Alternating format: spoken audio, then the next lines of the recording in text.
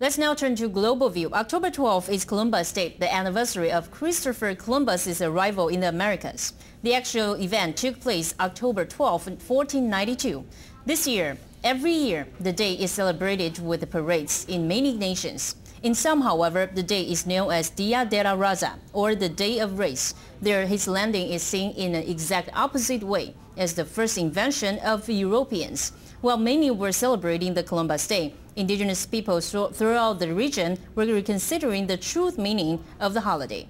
In Guatemala, thousands of hundreds of indigenous marched in protest. October 12th, an official holiday in the United States and many American countries, marks the anniversary of Christopher Columbus's arrival in the Americas. It is commonly known as Columbus Day. Many groups celebrate with parades.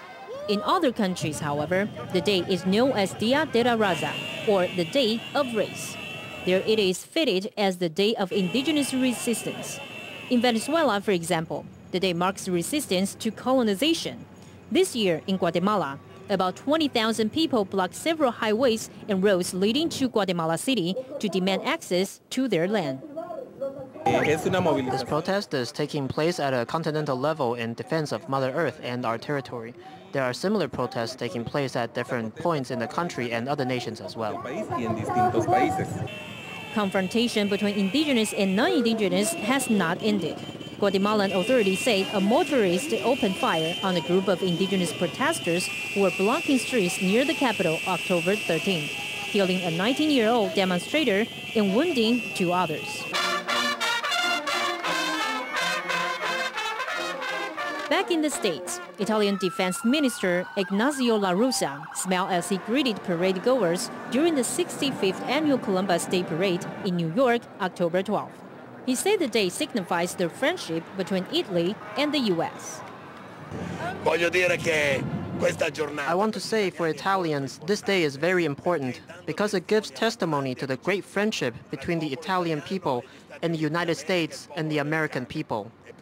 It also gives testimony to the ability that we Italians have had in acquiring a great presence in society, in socio-economic aspects in the U.S. October 12, 1492, Italian navigator and colonizer Christopher Columbus entered the New World after 2 months of sailing.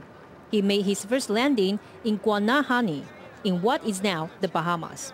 While the arrival turned a new page, opening the area to European route. New diseases, genocide, and land deprivation followed.